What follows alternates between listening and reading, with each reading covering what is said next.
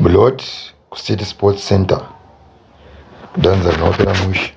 Ngwira inozokwanisa kuimba Blood ndiyakazi ngakurwa dhanza rega. Ngwira ichingokwira pastage yakaitwa zvakaitwa. So guys, I want you to watch the video.